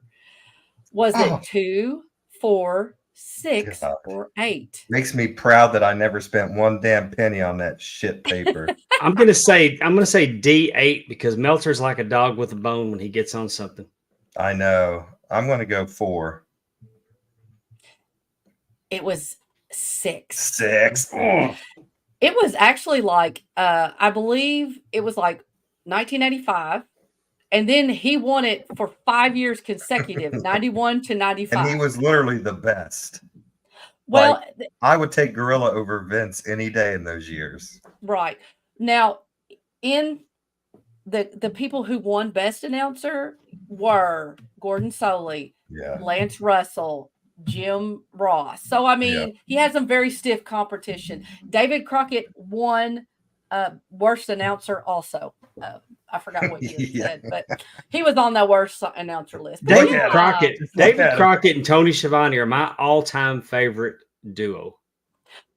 Well, and again, you know, the criteria, like what are you? See, but mine is Gorilla and Bobby the Brain. So I guess it's just what you grew up on. But I grew up on, and I like Gorilla and Jesse too. But I think Gorilla and Bobby are slightly above Gorilla and Jesse for me. How many more we got on this trivia? A couple. Why? We're going to preempt it for just a second. With that, because at this time, my close personal friend, the host of the game, I'm totally enjoying this. This is a nice setup for me. Finish. All right, we'll put you back out there and we'll finish. When you don't take the D, you take the A. That's my. All right. Go ahead, Trivia Meister. We brought you in to finish, Efren. Go ahead. No, go ahead. I want to play. Come on in. I just Next have a couple question. more questions. Well, Cue. there we go. What year did Gorilla Monsoon enter the WWF Hall of Fame? Was 92, 93, 94, or 95? I'm going to All go right, out on a so- limb and say it was 94. Hush. I'm going to say it was 94 too. Well, since I missed something, I will also go with 94. It was 1994. Very good. Very good. Okay, the last two questions are one for me. That's right. What is Gorilla Monsoon's this. birth name? Something Morella. Oh, Robert James Morella. One of the greatest human beings I've ever known. all right. Known to his fans as Gorilla Monsoon. I say Robert James Morella. Because that's what he said in the tribute. One of the greatest people I've ever met. Robert James Morella. That's my answer. Okay. Anybody? I'm with Terry Weaver.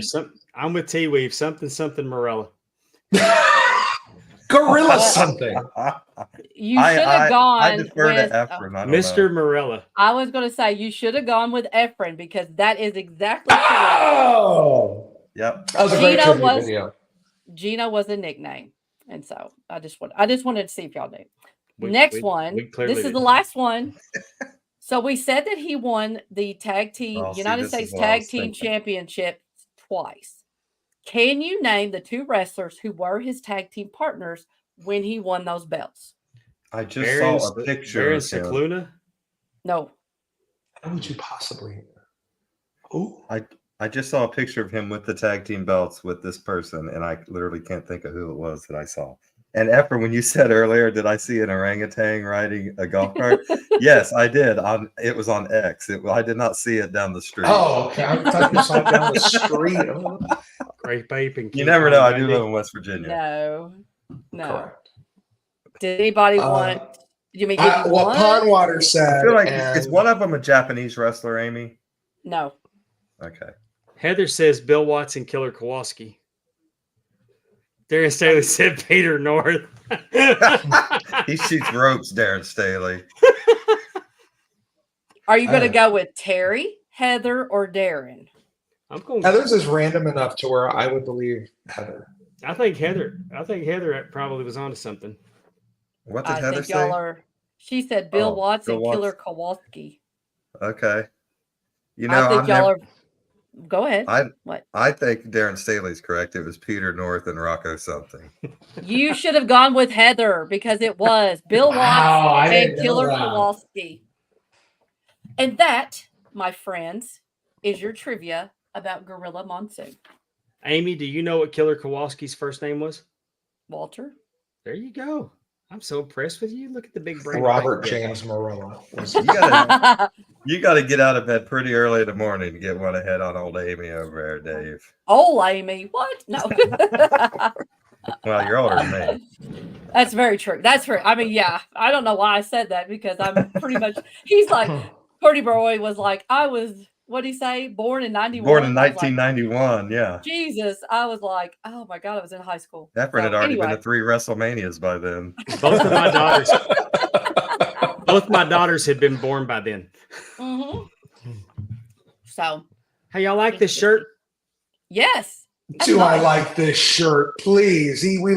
It was his 8-year death anniversary yesterday. Oh, yes. I saw your picture, Efren. That was a good picture of you, too. What? Y'all may not see this again, though, because this thing rides up. Oh, a little stuffy in the your man shirt rides up? Yeah. It keeps, yeah. Okay. Efren, do you have anything to plug? I think you do. If you were here. Can I, first of all, never show, I have no memorabilia. And then here's my, what's his name? My Yokozuna art. Yeah. Yeah, from, what's his name, who's now with AEW? Oh, Schamberg did that? Yeah. And I want to get a G and an A from his letter series to make up the whole. Who is G and A? Do you know? No, I don't. Golga. I just. Greg Gagne. Do we have, are we over time? Can I tell my Muhammad Ali story? It's a wrestling story. Go We're ahead. actually running. We're at a minute. We're at an hour 35. We're doing good. By the way, RYSE, fabulous. Meighan, love Meighan Nelson. Love Meighan. We had the greatest time Definitely. at love that girl. So this is, I don't know when, 80s. My dad's at LAX and he sees Ali slamming the payphone, just mother. Uh-oh. And my dad goes up because, you know, my dad's like, Champ, what's wrong? What's wrong? My fucking phone doesn't work, this and that. And that was the day they upped the payphone from 20 cents to a quarter or 10 cents. It was a quarter and he didn't have it. He only had 15 cents or 20 cents. Uh-huh. And so my dad pulls out those little Pac-Man like coin purses that you would get at the credit union. I love it. Oh, yeah. Yes. And he always carried like 4 or 5 of them. And he goes, Champ, take my coin purse. He goes, no, I only need to make one call. I only need a nickel. He goes, Champ, you may need to make another call later. He goes, oh, thank you, thank you. He happened to be in the paper that day. And so my dad got an autograph for me and this and that, and then calls me up on the same payphone. And I'm like, I couldn't have been more than 9 or 10. And he said, F, I'm it. And this was his hero, kind of sports hero. He loved celebrities, boy. He would get all freaked out. I just met Muhammad Ali, this and that, blah, blah, blah. I got an autograph for you. First thing out of my mouth was Hulk with him? Was Roddy with him? Did you meet Liberace? Because that's all I knew him from. And it stopped him in his tracks because like I ruined his moment. So Because he wasn't the heavyweight champ to you. He was special guest referee at WrestleMania. My brother was managing the Love's truck stop in South Texas, and George Foreman came in, and my brother asked the girl running the cash register, says, "You know who that is?" She goes, "Yeah, that's the guy that does the grills." Hogan? Before Foreman. George Foreman. Oh, right. Well, Hogan was supposed to get My it brother first, knew he was the heavyweight champion. The girl knew he was the grill guy. So fast forward to like 10 years ago, and I'm outside Cheesecake Factory, and here comes Ali. Ali's walking in with his wife and family. I was like, just like my father, champ. My father gave you a nickel when you didn't. I told him the story, and like he just wants to get in. And his wife loved the story. Told him, and he did this joke on 60 Minutes with Ed Bradley, and he went like this to me.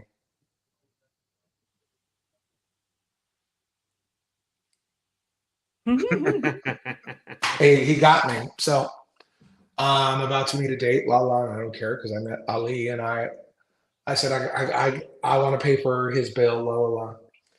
And his wife came over and said, "Thank you for the offer. We never let anyone pay for our bill when we're out. Besides, after the story you told us, we owe your family money." Oh. And so it was cute. And so I called my father. Blah blah blah. Just circle of life moment. I just met Ali. I told him when you gave money. And you know what my dad said?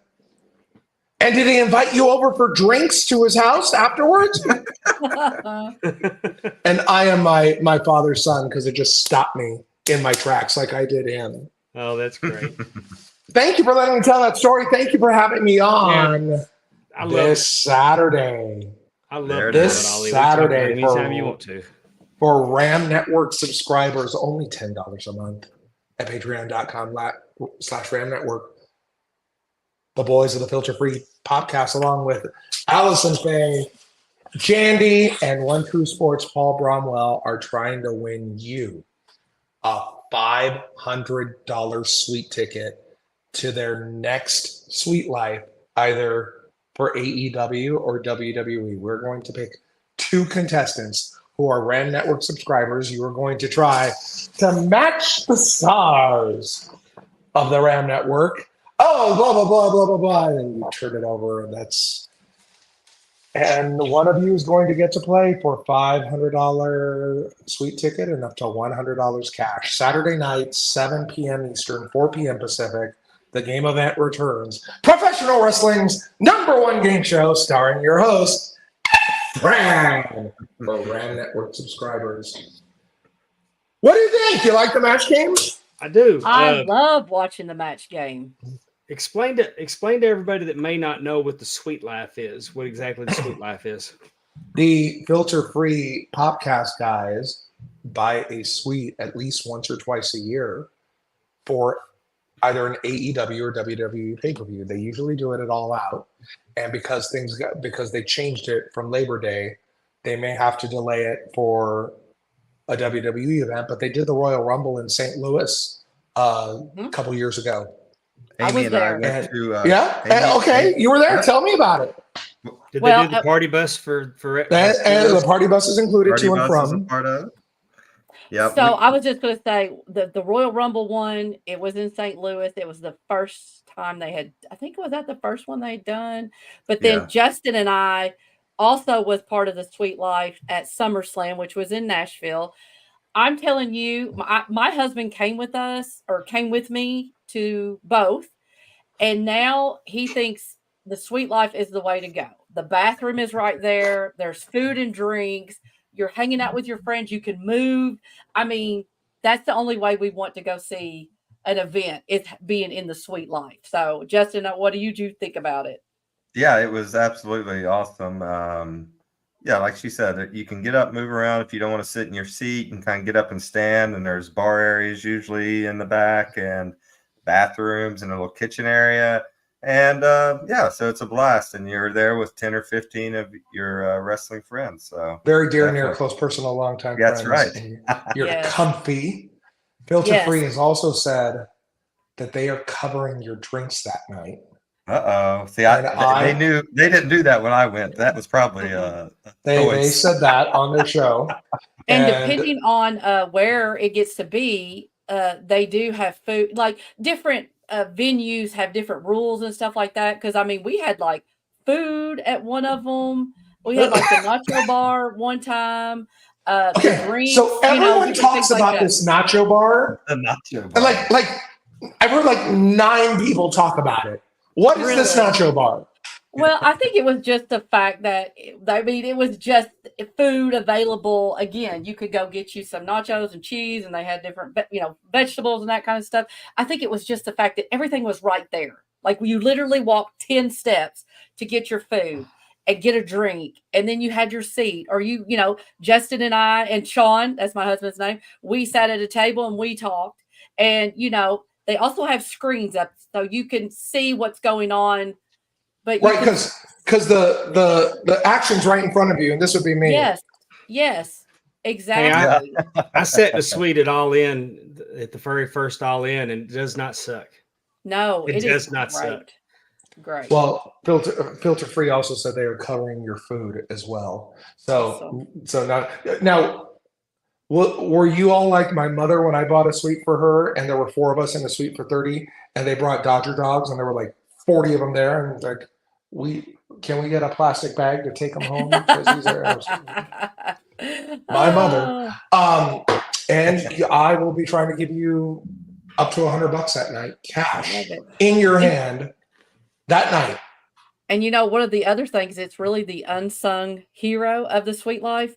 It really is the party bus, because you have transportation there and back. You don't have to park. You don't have to fight traffic. I mean, that is worth getting a ticket to the Sweet Life, is having that bus, and you're dropped off at the side or wherever, and you just walk in. You don't have to worry about traffic or have to worry about parking or any of that. They just drop you off and say, we'll be back here and pick you up and take you back to the hotel. It was And if fabulous. you try to leave All Out, you know how hard it is to get an Uber. Oh my gosh. And expensive. Like people were Right. having to pay hundreds of dollars. It was crazy. Yeah, James and I can Sorensen, tell I'm plugging you for Sorensen went back 3 times to go get people. Yes. I was gonna say, yeah. Sorensen say was the from unsung experience- hero Yeah, that Sorensen, night. little Jimmy Sorensen's one hell of a guy. Yes. Nobody has a bigger heart than little Jimmy Sorensen. No. For you guys that haven't been to a major pay-per-view, or if you're thinking about going with this, it really is worth it not to have to mess with the parking. It took us 2 hours to get out of Nashville because we didn't have the bus that night. We were Ubering, and it was ridiculous getting out of there. So yeah, you definitely want to take that option if you can. Yeah, Well, definitely. Tune in and watch it because the game event is so entertaining. I've had the opportunity to play. I've got to play it a couple times.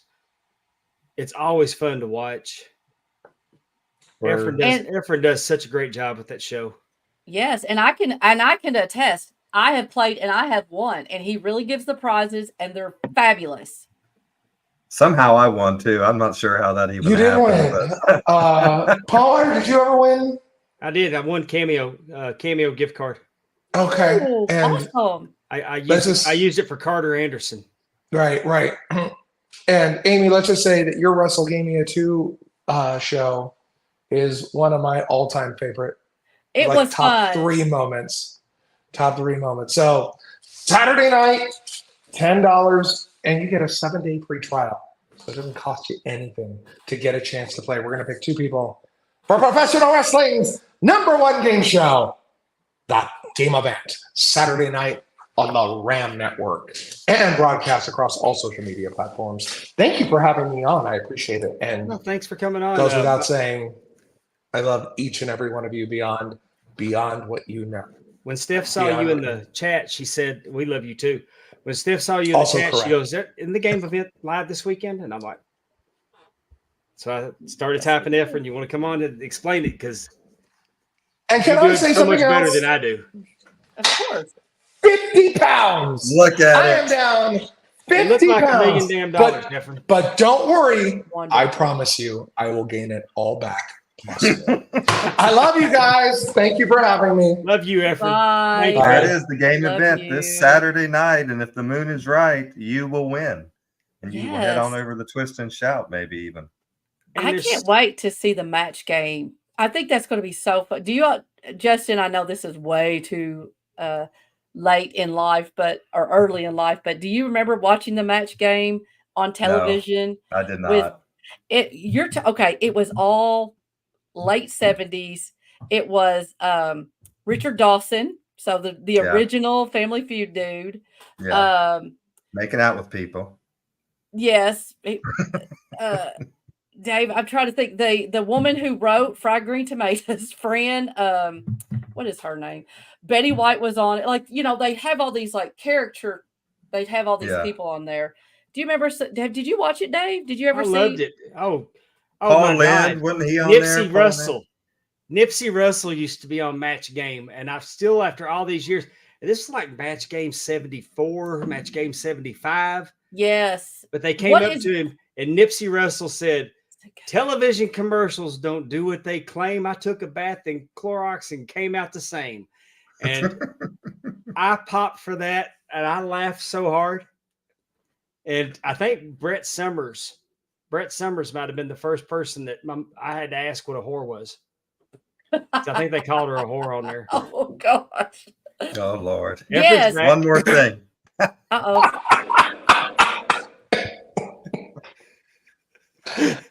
That's like Lenny and Squiggy talking about whores. Oh, Efren's back. There he is. I'm sorry, Steph. I'm going to make you work. I would like to try one of the questions I am not going to use on the show with you three and the chat. Okay? Oh, awesome. Okay. Anyone have a piece of paper in front of you? Oh, I yes, do. I can find Okay. Let me find a pen. Oh. And I would love to see your responses in the chat. Here's one of the questions that I've decided will not be used because they'll all be wrestling questions. Do you know how to play, Justin? Because Justin's never seen it. Do you know how to play Match Game? Oh. And we lost Justin. Okay. Are you ready? And everyone can play, and then we'll see what the boys have, what the lady and the boy. Here's your question. Okay. Timmy's hair is so shiny. Ask me how shiny it How is. shiny is How it? shiny is it? His girlfriend said, "Wow, what kind of shampoo do you use?" And Timmy said, "Shampoo? I don't use shampoo. I use blank." We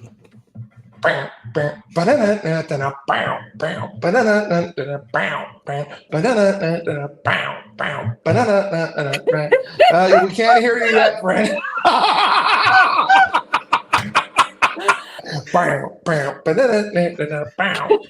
I can't see the chat. Are people chatting? Because I would love to. But before we Darius do, Daly Justin, said- can you hear me? Darius Staley said Prel.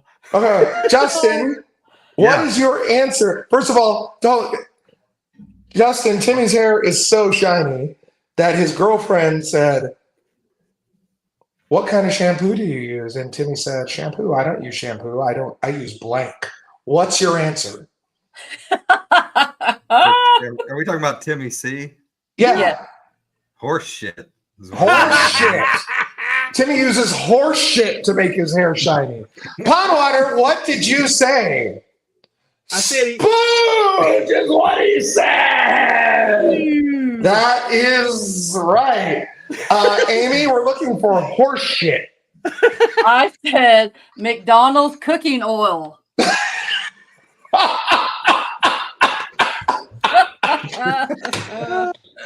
Oh, what other answers do we have in the chat? Did anyone else say anything? Terry said French fry grease. I thought that was a good one. Darius Staley busted out Prel from the 70s. Big Mac sauce probably should have been the answer. Pondwater, that is the answer that I was, but we're going to try to get it. Again, Saturday night, your chance to play with the stars of Filter Free and Ram Network, 8 p.m. East, 7 p.m. Eastern, 4 p.m. Pacific on the Ram Network. 7-day free trial, patreon.com/Ram Network. Or Thank you for having me. theramnetwork.com. I will see you Definitely. Saturday night. Thank you. Love you. Love you. That was fun. Love you. That was fun. That's gonna be Finally a great game day. I can win at. Are we ready to go home? Because I am about to No. lose. Yeah. I got 4% left on my computer. Yeah, Oh, let's do okay. it. Yeah. Next week from MPX Wrestling, we have Demo Diamond. He'll be here to talk about his upcoming match at the Purge. Oh, All that'd right. be great. The Purge. That's gonna be a great show. Join us next week. We had a blast this week with everyone from RYSE Wrestling. Go check them out. Big show coming up this Saturday, right? Is that correct? Yes. Yes, Okay. June 8th, Show. Yeah. Uniontown. And thank you so much, Efren. You can check him out on Saturday as well over on the Ram Network, and he will be trying to give away some Sweet Life tickets. So once again, join us next week, and we'll do this all over again. So for Pondwater Dave and the great Amy Bond. Time out.